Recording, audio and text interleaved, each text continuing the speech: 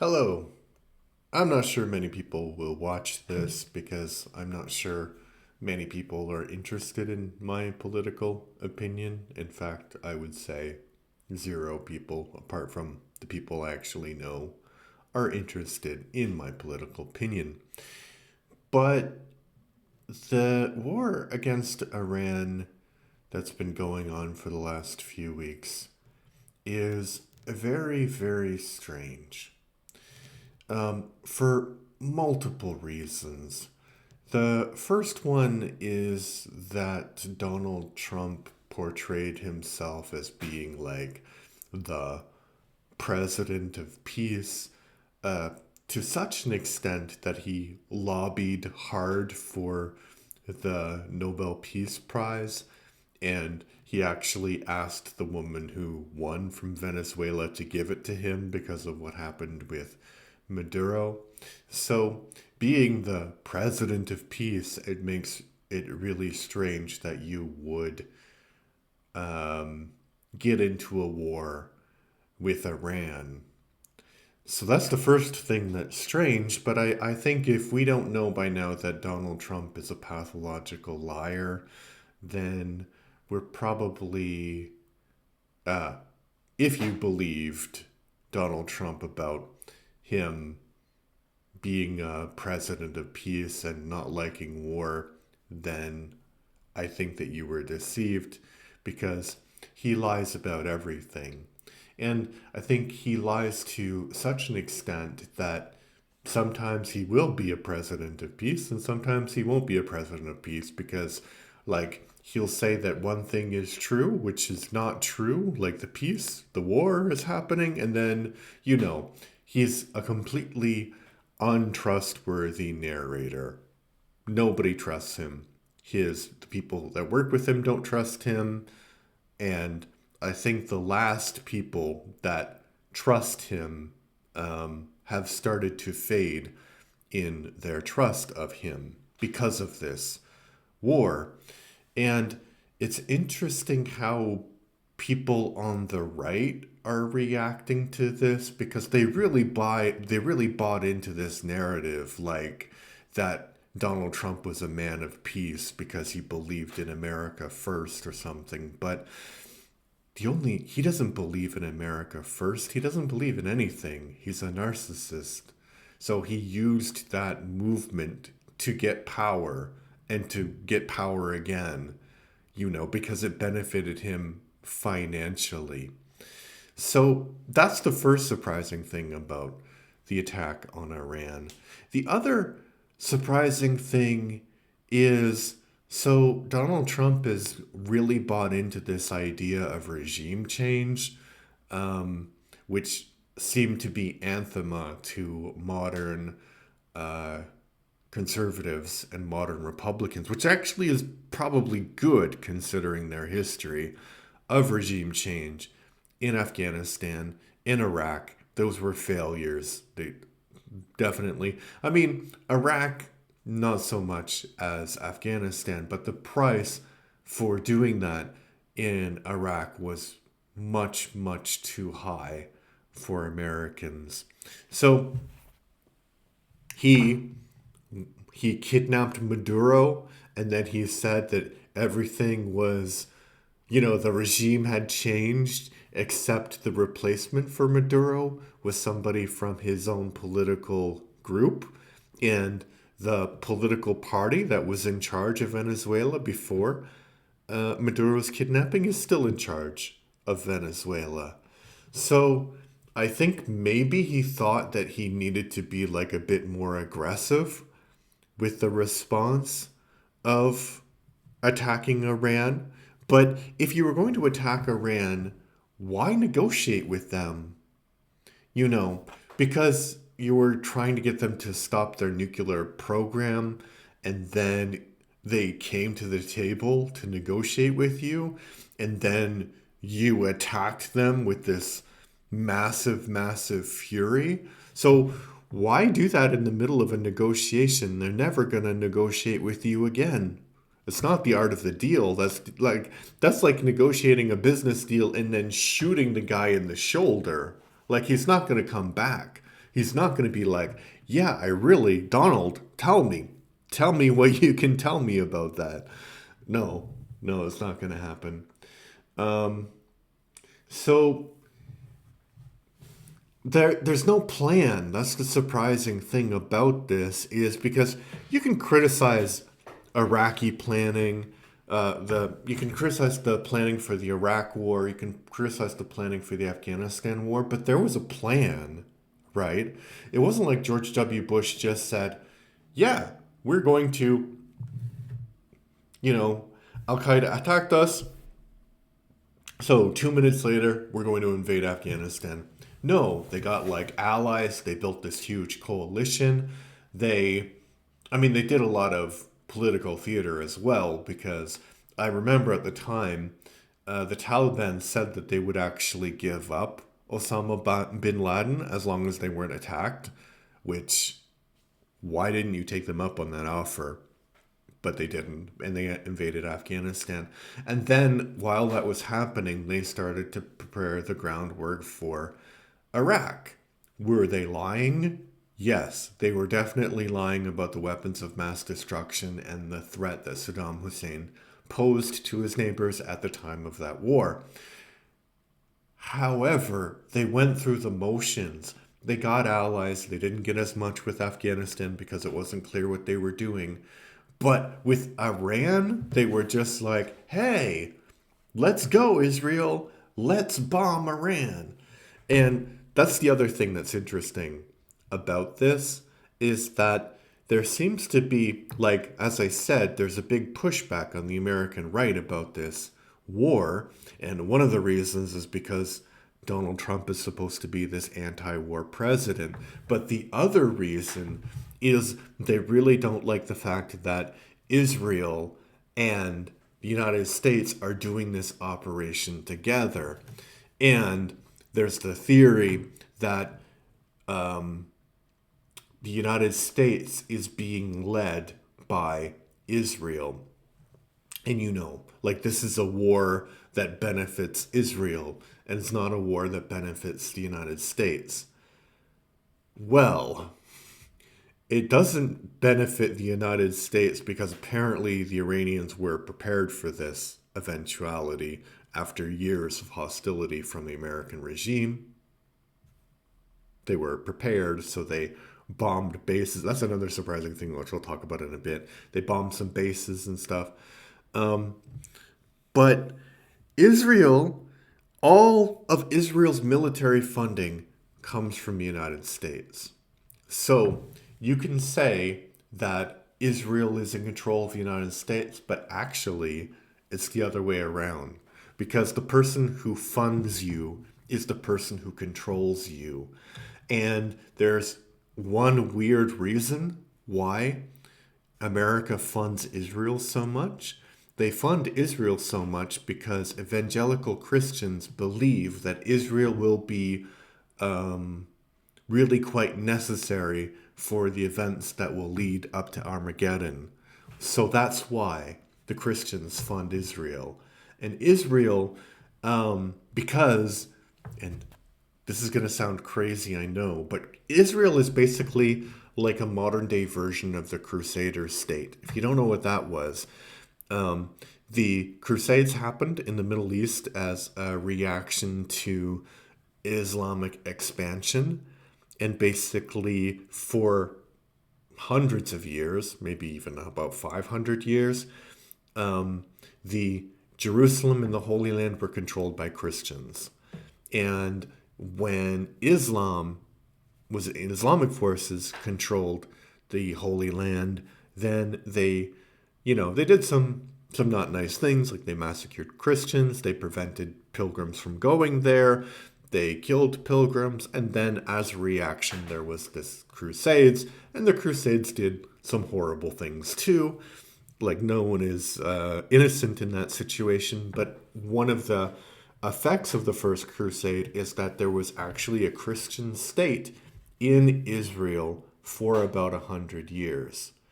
Why isn't it there anymore? Because it's really hard to have a Christian state when you're surrounded by Islam, when you're surrounded by Muslims. So Israel is about,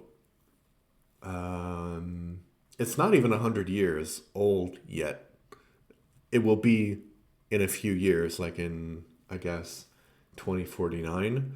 So shortly after is after 100 years, the Crusader kingdom collapsed. So the Israel is basically like that, but with a Jewish flavor. It's based on this idea that the Jews own the land because their Bible told them that they own this land, and you know, and it's a reaction to what happened in the Second World War. But the way it came about and the way they sustain their country is unsustainable because they have to keep attacking Palestinians. They have to keep attacking their neighbors. And that's why you'll never have peace in the Middle East, because the moment that Israel declares peace or stops trying to expand the settlements and stuff, demographically, they're outnumbered. So, unless they convert all of the people around them to Judaism, they're going to constantly have this threat of being overwhelmed by the massive population. And Israel frames this as like an existential threat, right? And it is actually to Israel, but it's not an existential threat to Jews because you don't need to live there to be Jewish, right? So they need to like stoke the whole conflict, because if there's peace, then economically, in terms of population, the Muslim population will grow bigger because they have more territory, they have more population, etc., etc., etc. So they are continuing this, like, these wars of aggression. And I know people were like really shocked by what happened in Gaza, like ending last year, but that has been going on since the foundation of Israel, basically. Maybe it was like very extreme in Gaza because of who was president and the encouragement he was giving to them, but it was the same thing. So they can't have any peace, because if they have peace, then Israel will cease to exist. Not because Israel will be invaded, just because they the people around them can build better societies, they can thrive instead of being like bombed every 10 years or every 5 years or whatever, instead of being like segregated. Yeah, so you have this sort of crusader state, which is supported by America for its own reasons, and the crusader state is doing crusading for its own reasons. And then you get Iran. So Iran is odd in this whole situation because they're a Shia country. And so, if you don't know, Islam is divided between Sunni, well, I mean, not just, but like the main divisions are Sunni Muslims and Shia Muslims. So, Sunni Muslims, not only, but think about Saudi Arabia, that's a Sunni state. Egypt, Sunni, and Iran is Shia. So they're the biggest Shia country. So they're trying to get their influence and they're also a theocracy. So they've tried to maintain their influence throughout the region through these proxies like Hezbollah, like the Houthis, trying to foment chaos because it actually makes them look powerful if the Crusader state is being attacked by them. So that's why Israel attacked the Iran. But why would the United States decide to do that? Was Israel wagging the dog? Is Israel the tail that's wagging the dog? I think that the United States has always been hesitant to attack Iran directly because a ground war there is suicide. It's much worse than, think about Iraq and Iran had a huge war in the 1980s, And basically, Saddam thought that the Iranian regime was, uh, you know, was fragile and it would collapse if he invaded. So he invaded, and his forces got repelled, and basically they created a static war of attrition between Iraq and Iran, and that's when Iraq was friends with the United States because they were attacking Iran. So the United States has always been anti the regime in Tehran, but I don't think since that happened with Iraq, they didn't want to directly confront. I mean, they'll kill like a leader or something, but like to launch a massive campaign like this against a country which is a state sponsor of terrorism, and there's sleeper cells everywhere when you have like people, you know, and I think like the thing that is horrific, maybe not horrific, but the thing that is shocking about this is how little the American administration thought about reactions, right? Because this whole thing in the Middle East is all about like action and reaction. So, why did 9/11 happen? Well, 9/11 happened because the Americans funded Al Qaeda, and Al Qaeda had this like mission to get the Americans out of the Middle East. So they attacked America, and then America's reaction was to bomb Afghanistan, have a whole forever war in Afghanistan, invade Iraq. And on the one hand, you could say, like, well, Al Qaeda failed because the United States is still in the Middle East. But on the other hand, they cut and cut and cut and cut and cut and cut and forced a superpower into making decisions that they didn't really have to do because they reacted out of anger and terror, basically, which is the point of terrorism. But why Iran right now?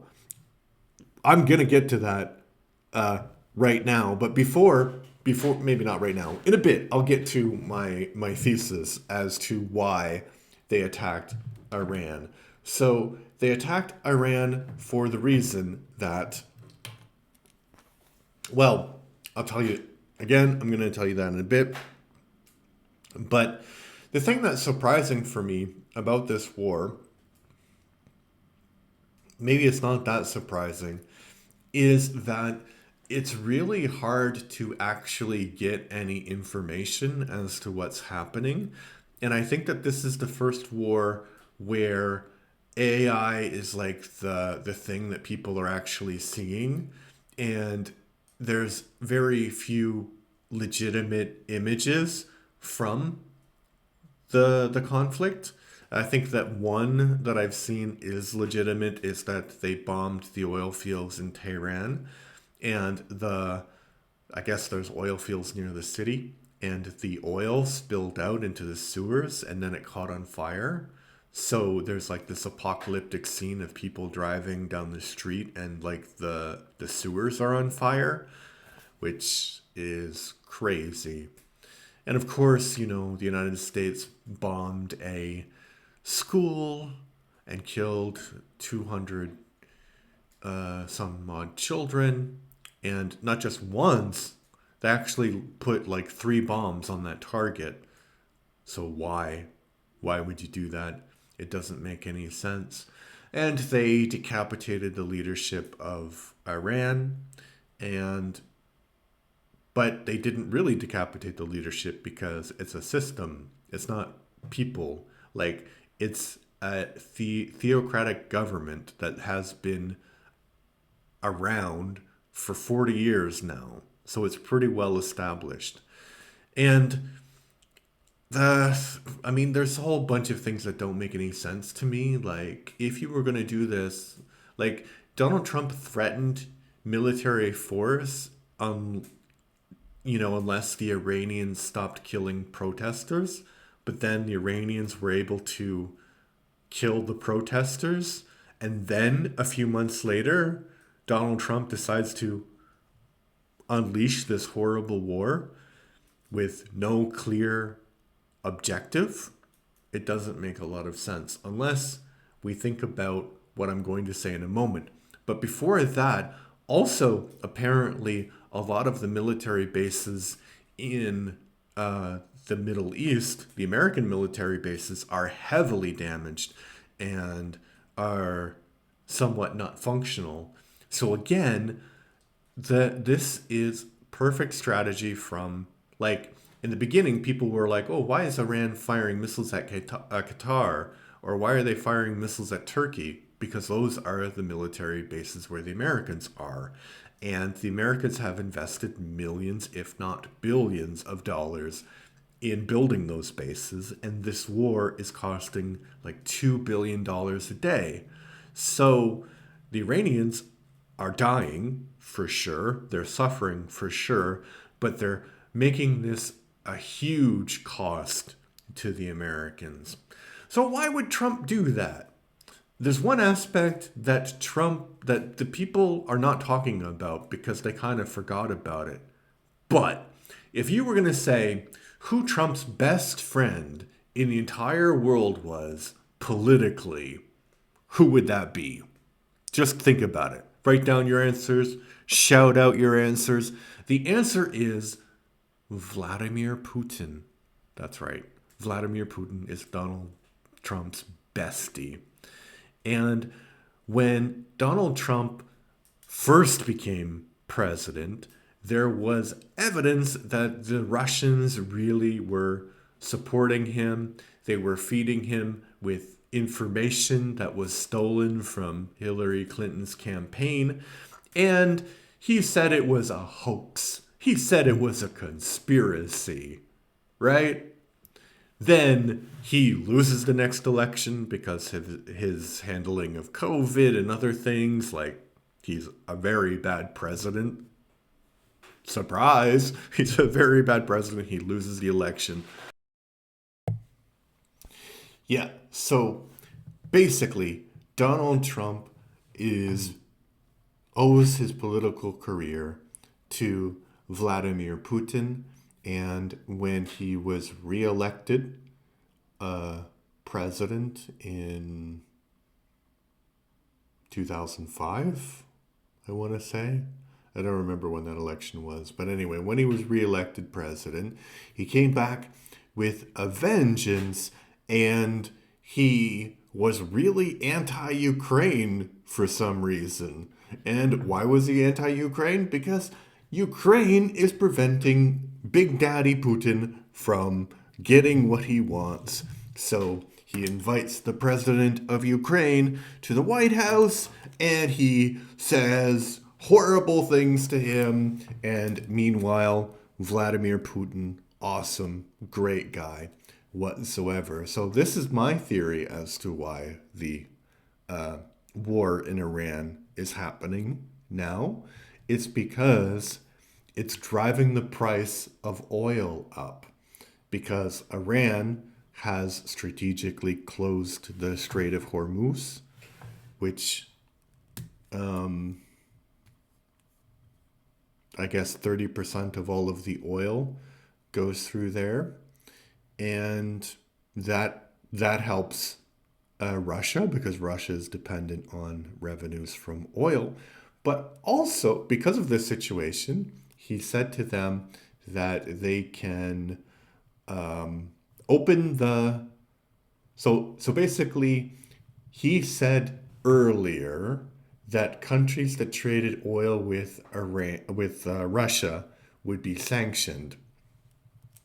Now he said it's okay.